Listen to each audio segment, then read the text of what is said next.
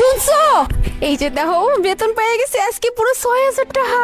কি কও, আজকে তো আমিও বেতন পাইছি। এই যে দেখো পুরা ৭,০০০ টাকা।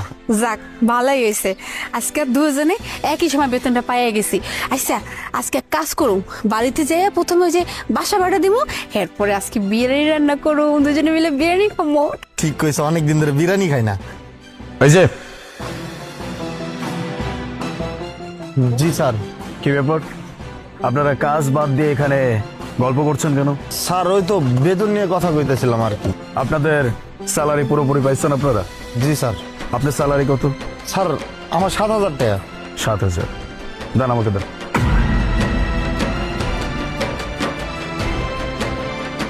আপনার স্যালারি কত? স্যার ৬,০০০ টাকা। ৬,০০০। দেন।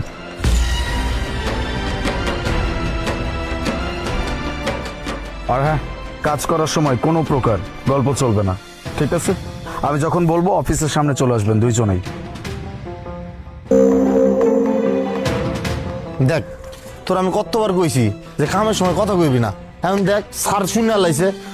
আল্লাহ জানে চাকরিতে বাদি দেয় নেই, আবার যে বেতনটা পাইছি এটাও তো লিয়ে গেল। যা তো কাজ কর, মন মেজাজ আর ভালো রাখতে দিলি না, যা। আমি কি এমন করলাম? আমি তো কামই করি, আমার বাড়িতে কিছু করি না। আজকে বেতনটা পাইলাম, কত খুশি হয়েছিলাম, কইছিলাম ভাড়াটারা দিয়ে একটু আজকে একটু বিরিয়ানি খামো। কি করলো? স্যার বেতনটা লয়ে গেল। আল্লাহ আজকে কি হবো কে জানে। স্যার অফিসের বাইরে ডাকলেন, ইমার্জেন্সি কোনো কিছু বলবেন? অফিসের ভিতরে গিয়ে কথা বলি। ইমার্জেন্সি কথা তো আছেই। আচ্ছা, আমাদের অফিসে মানে আমাদের কোম্পানিতে কি এমন কিছু হচ্ছে যেগুলো আমি জানি না বা আমার অগোচরে হচ্ছে? অফিসে তো সবকিছু ঠিকঠাক ভাবেই চলছে, এভাবে কেন বললেন স্যার?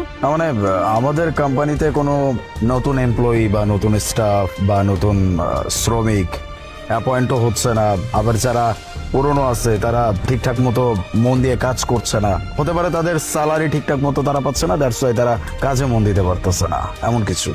না স্যার, এমন কোনো কিছু হচ্ছে না। আর সবার স্যালারি ঠিক সময় মতো আমি সবাইকে দিয়ে দিচ্ছি, আমার স্যালারিও আমি পেয়ে যাচ্ছি স্যার টাইম মতো। তাই? এক মিনিট, আপনি একটু গুনে দেখেন তো এখানে কত টাকা আছে। জি স্যার। স্যার এখানে তো 13,000 টাকা আছে। এক্স্যাক্টলি, তার মানে আপনি গুনতে জানেন, গোনায় আপনার ভুল হওয়ার কথা না। এক মিনিট, এই যে এদিকে আসুন।